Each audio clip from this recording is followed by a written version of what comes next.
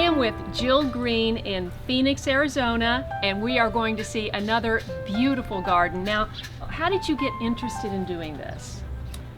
Oh, it's been a long time. I was thinking back in high school, I read Rachel Carson's, Oh my gosh. what is it? Landmark book. Yes. Silent Spring? Spring. Yeah. And so back in high school, I was like, oh my gosh, they are poisoning us. Fast forward, got married, I had 5 daughters, Wow. and I felt like, okay, I can't feed them this stuff. And back then, we couldn't go to the grocery store and buy organic produce. No, it wasn't available. So we said, okay, we have to garden. My mother gardens, so I kind of knew a little bit about it, but it was a lot of trial and error, and so I've been gardening for a long time. But the thing about Phoenix here is the soil is really hard to work with, so I think what really got me excited was when I started finally doing the raised beds. And Right. before, we would get a rototiller and we would be plowing and putting stuff in, and there would be weeds coming up. We'd have to keep putting more amendments in, and Right. it just didn't work for us. Right. So that's how we really got into it, and we finally started having results, and my family was able to eat from the garden. And Well, are your 5 daughters, are they off and running on their own mission to grow their own food and eat healthy? they are. Most of them have their own gardens, and I've got one daughter still at home, and she helps me out in the garden. Yes, they all get it, basically. What is your mission now? Jack has told me that you do gatherings, so you're promoting the whole lifestyle to other people. We planted a first peach tree, and it grew, and it just gave us tons of fruit. And because we had so much, we started doing a little front porch stand. And we would put it nice. out, and it would be like a self-serve stand. Then people would come into the garden, and they were amazed that we could grow, what we grow here. And so I just could see in people's faces that they needed this. They needed gardening, they needed good food, clean food, and they needed the peaceful and just the hands-on and being in the dirt. And I thought, well, if more people could see what we're doing here, I think that would make a big impact, and they would go away and they would start their own gardens. I actually thought we should have a garden tour because I have a few neighbors in the area that also have gardens. And I also walked around or drove around the neighborhood. I actually stalked people's their gardens, and I would just go to their door and say, hey, do you want to be in the garden tour? So anyway, we gathered about 8 or 9 gardeners or little urban farms around here, and we opened we call it the Arcadia Edible Garden Tour. Nice. And we opened our gardens, and it's a self-guided tour, and people just loved it, and they came and inspired them, and then they went away and did their own thing. If enough people in your neighborhood were growing food, we could provide for our whole neighborhood. So we planted our first fruit tree, and then I thought, okay, these are selling out really fast and people are coming, and I have no more peaches, so every year we planted another fruit tree. And you could see that people would come and they would ask me, do you have any other organic produce? And I was like, no, I don't. So that's kind of what led us to keep planting more trees and plant an orchard. And because I felt like this is what people want and this is what people need. So we're going to do it. We're going to plant trees. So what are you growing besides peaches that you can sell or share? Okay, so we have plum trees, we have apple trees, Anna apples. I have mostly Anna apples. We pick them in late June or July, so they're ready for 4th of July apple pies. Oh, wow. The big thing that people want are tomatoes, so we plant a lot of tomatoes in the spring, and then just our leafy greens like spinach and kale and the lettuces. And there's about 3 weeks where most of the trees in the orchard ripen, and so that's kind of like our busy season where we've got to get them all picked and off because the birds will get them, and we stick them out there. So that's the big season. So that 3 weeks, and then after that the plums ripen. And you've also got animals. You've got chickens behind us, and they provide eggs just for your family, or do you? We sell the eggs. We have about 20 chickens, so we have about maybe 5 families that will buy the eggs. We're not a great big farm, so I don't have enough to go to a farmer's market or anything, but I feel like I'd like to stay in the neighborhood, and I like that the neighbors can walk down from the you know, down the street or ride their bikes and just drop by and buy, you know, some of their produce. They're buying local. They're buying very local. Well, I throw a lot of my scraps in here, and then they like the lawn clippings and stuff like that, and they get them and break them down, and then I clean this out and put it in the compost bins. Now, how do you keep them cool during the hottest part of Phoenix weather? This is a really nice area because I've got trees here. So I would recommend, if you're in Phoenix, you've got to shade them, and I just have a lot of, you know, vegetation and trees, so they stay cool. Sometimes I'll squirt them down, but I think I've lost one chicken one summer. And this is we've got a milk stand here. Hi girls. And this is our, this is Nellie. This is Gaia, she's a Nigerian dwarf. And this is Pippa, she's Nellie's baby. And then this is Luna, she's the La Mancha. And she's the one that's gonna kid. Now, do you bring in a male, or you don't keep a male? I bring in a male, but I don't keep a male here, so I either need to take them out to breed. We take them on a goat date. You know, you've got to figure out when they're in heat. You know, I usually just leave them overnight. She has hardly any ears. Yeah, is that normal? Yeah, that's what a La Mancha is. She just doesn't have. They're called gopher ears, and the thing about La Manchas is she's very sweet and they're very quiet. So if you have neighbors like we do right next door, which are very kind to let us have these goats, they're just a nice breed because they're quiet. Whereas this Nigerian, she's really loud. She makes a lot of noise, so makes me a little worried whenever they start making noise. But they hop up and then they're munching on their grain while you're milking. We get about 1.5 quarts of milk from this one and 1 quart from her. So since they're mini goats, you know, like if you had a full-size goat, you would be getting a gallon. So this whole area was a citrus grove, and it was all the way up to Camelback Mountain, citrus.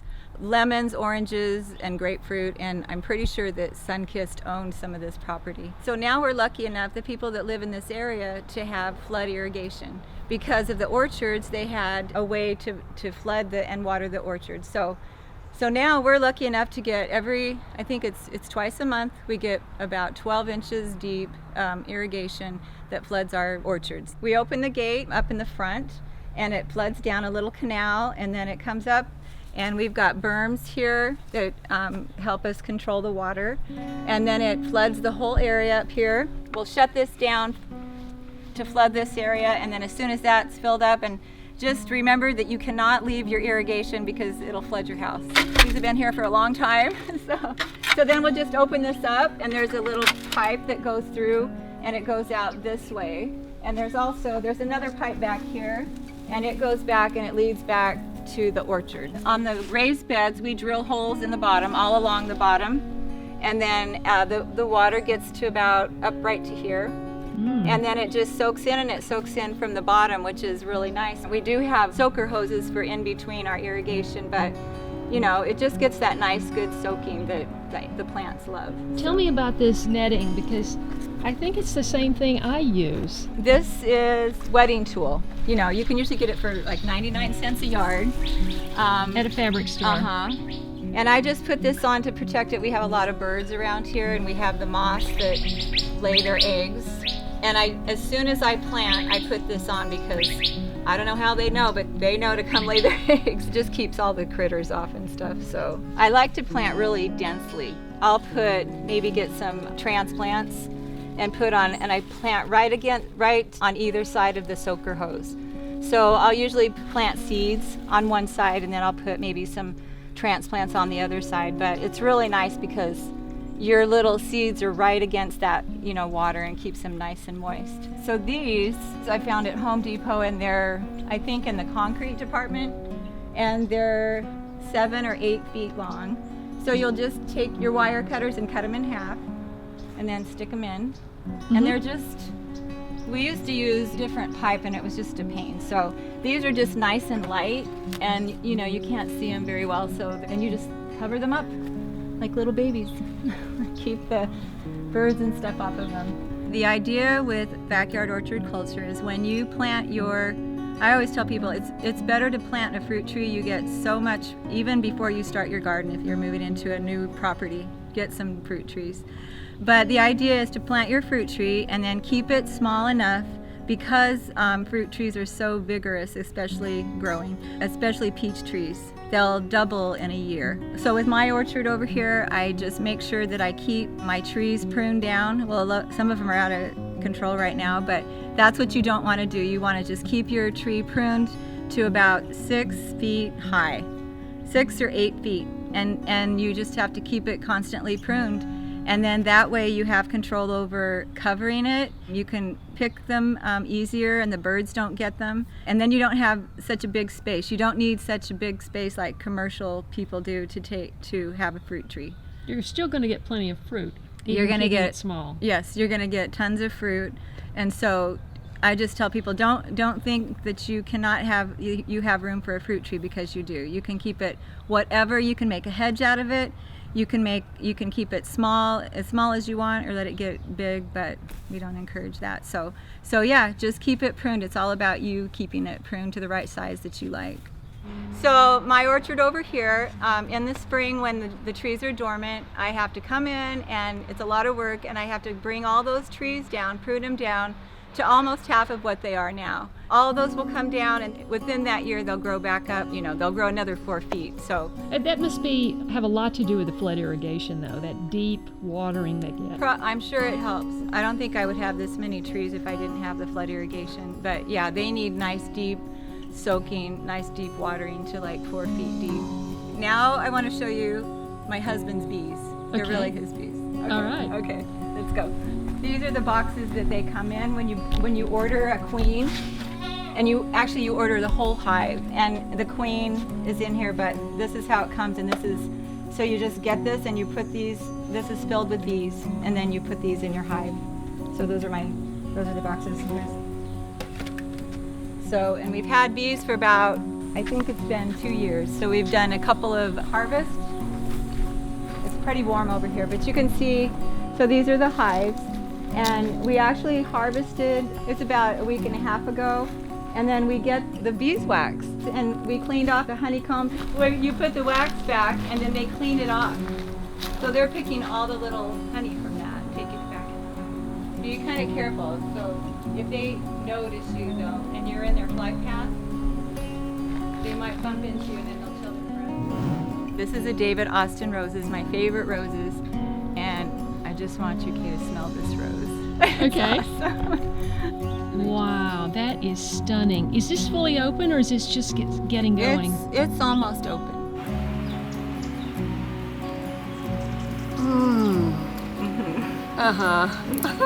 Wow. That's divine. Oh man, that's almost worth growing roses for. If you have the branch growing up like this, you're going to get one rose. But if you train it down like this, then you will get numerous roses all along the branch. Oh wow. So you want to take those long branches and train them like this. This is an espaliered apple tree. It's an easy pick anise. Easy pick are pruned really low. So you can see that the branches are coming out really low down here. If you want to do an espalier, that's where you're going to train it against a fence or a wall. I would want to keep all of these branches flat like this, and so I would take this one off and this one off, and then I would pull these branches down and train them up against the fence. And then every time one would come out this way, I would prune it out. So basically they're just growing, flat against the fence, so they don't take up as much room as a full-size tree. And when you say train, do you actually tie them to the fence? Mm-hmm. Or you could put another trellis behind here, because you don't want to pull them back too far. Mm-hmm. But while the branches are nice and flexible, and this is a young tree, that's when you want to start training your espalier. I just think they're so cute in the pot, and you can have different varieties, and I feel like, I don't have to have a spot in the yard for them. So citrus does okay in a pot? Yeah, so citrus does okay. And I move it in the summertime, I move it in the shade, and then in the winter I pull it out. And so this is a little semi-dwarf grapefruit. Is that just plastic, right? It is. It's just plastic because I need to be able to move them around. Right. And then I've got a lemon and I've got a blood orange back here.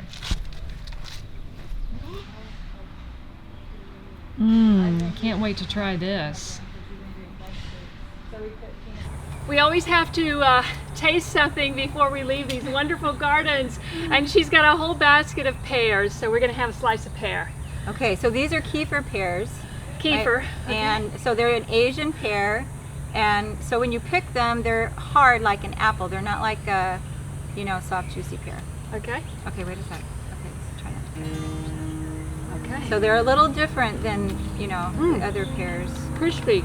Yeah, they're crispy. Uh-huh. Thank you. They have an apple flavor too. Mm-hmm. Oh, that is so good. Wow. Right?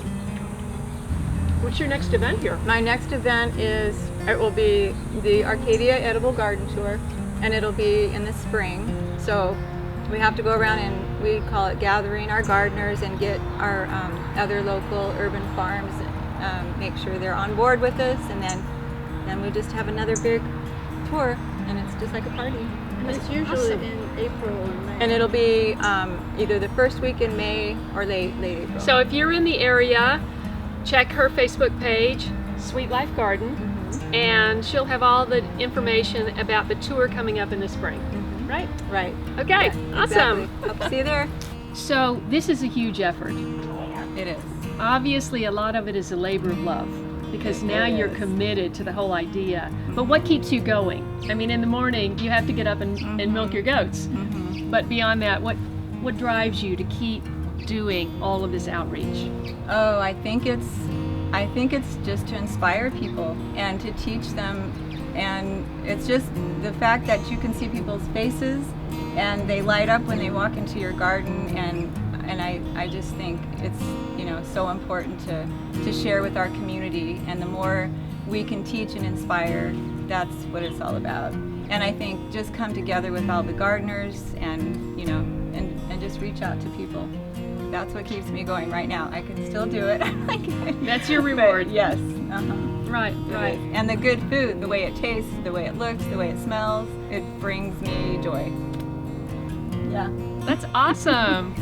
Well, thank you so much for sharing your garden and your time with us. And it was You're so great welcome. to meet you, and I look forward to continuing our conversation on the internet. Yes, it's good to meet you. Very I'm good so to glad meet you're you. in my garden. Oh, I am too. I'm so glad. And I really want to come back in April when all the roses are in bloom. The roses and the peaches and the blossoms. Yeah, it's Yeah. nice. Jeremy and I trying to figure out how to get a big house going. Good way to put it. We're thinking putting it really high up so the flight path is